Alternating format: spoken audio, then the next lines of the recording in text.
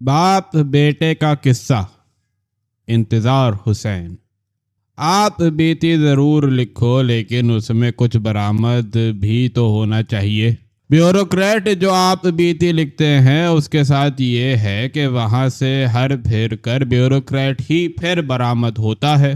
سید مینو چہر کی آپ بیتی میرے شب و روز ہم نے پڑھی۔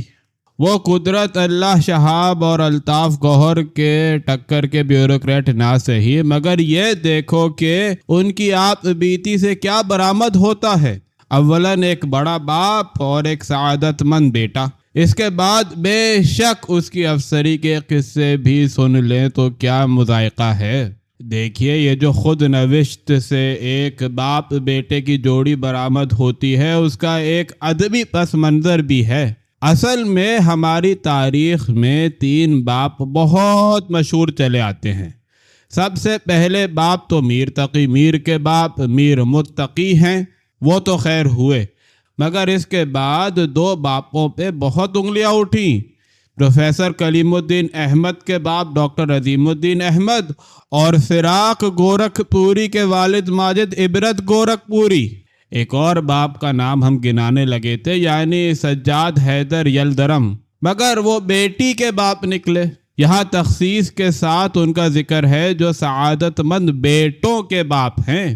میر متقی کا معاملہ الگ ہے، انہوں نے ایسے باپ کی حیثیت سے نام پایا جس نے بیٹے کو نصیحت کی کہ اے میرے فرزند عشق کیا کر۔ پہلے تو ہم حیران ہوئے کہ یہ کیسا باپ ہے کہ بیٹے کو الٹا سبق پڑھا رہا ہے۔ مولانا حالی تو بتاتے ہیں کہ رستم کے باپ نے بھی رستم کو وہی نصیحت کی تھی جو ہر باپ اپنے بیٹے کو کرتا ہے، اور مولانا حالی نے بلا تخصیص قوم کے سب بیٹوں کو کی ہے۔ ذو کی پہلی ہے رستم کو نصیحت یہ تھی، زد میں تیر صف مژگاں کی نہ جانا ہرگز۔ مگر میر متقی کا بیٹا بھی کتنا سعادت مند نکلا کہ ایسا عشق کر کے دکھایا جو اردو ادب کی تاریخ میں یادگار عشق مانا جاتا ہے۔ ایسا عشق کے چاند میں محبوب کی شکل نظر آنے لگی۔ مگر ذکر ان 2 باپوں کا ہے جن کے بیٹے سعادت مند تھے، مگر ان کی سعادت مندی باپوں کے کام نہ آئی۔ پروفیسر کلیم الدین احمد نے تو ساری اردو شاعری کو رد کر کے ثابت کر دکھایا تھا کہ شاعری کسی نے اگر ٹھکانے سے کی ہے تو ان کے والد ماجد ڈاکٹر عظیم الدین احمد نے کی ہے، مگر شاعروں نے ان کی بات مانی ہی نہیں۔ کیسے مان لیتے؟ اپنی موت کے وارنٹ پر دستخط کیسے کر دیتے؟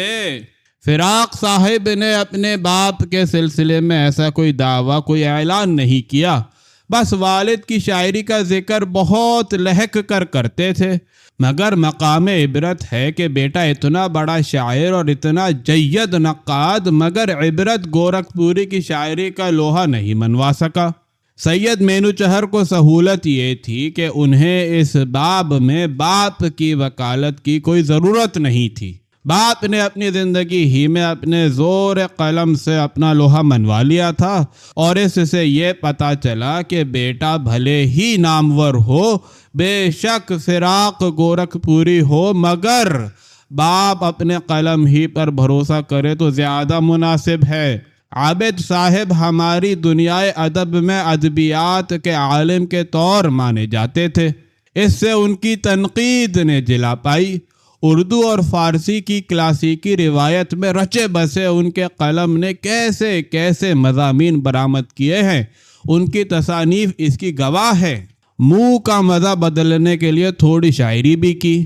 اصل میں جہاں باپ کو بیٹے کی وکالت کی ضرورت تھی وہ دوسرا مقام تھا، اور اس کا ان کی ذاتی زندگی سے تعلق ہے۔ اصل میں مسائل عابد صاحب کی دوسری شادی نے پیدا کیے۔ پہلی بیوی کے ہوتے ہوئے دوسری شادی شرفا کو مشکل ہی سے راس آتی ہے، عابد صاحب کو بالکل راس نہیں آئی۔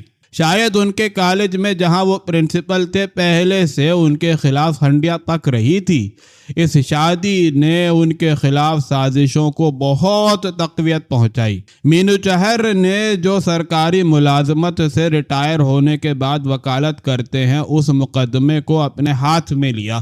انہوں نے بڑی خوبی سے یہ مقدمہ لڑا ہے، اور عابد صاحب پر اس زمانے میں جو الزامات لگائے گئے تھے اس پر انہوں نے لائق وکیل بن جراح کی ہے، اور عابد صاحب کو ان سے بری کرایا ہے۔ اتنا کچھ کرنے کے بعد انہیں حق پہنچتا ہے کہ انہوں نے جو افسری کی ہے اس کا بھی ذکر کریں، اور بتائیں کہ انہوں نے یہ افسری کس طرح کی اور کس خوبی سے لوگوں کے معاملات کو نپٹایا۔ انہیں ایک سہولت حاصل تھی کہ وہ پنجاب کے فرزند ہیں، اور ان کی افسری ہر پھر کر پنجاب کے اضلاع ہی تک محدود تھی۔ ان کا تعلق پنجاب سول سروس سے تھا۔ اس علاقے سے اور علاقے کے لوگوں سے کچھ ان کی واقفیت اس وجہ سے تھی کہ وہ اس مٹی سے آگے تھے۔ پھر انہوں نے مختلف اضلاع میں تعیناتی کے طفیل اپنی معلومات کو وسعت دی۔ یوں انہوں نے ایک ایسا افسر بن کر ناموری حاصل کی جس نے اپنے علاقے کے لوگوں کی نفسیات کو سمجھا اور ان کے مسائل کو، ان کے تنازعوں کو حسن و خوبی سے نپٹایا۔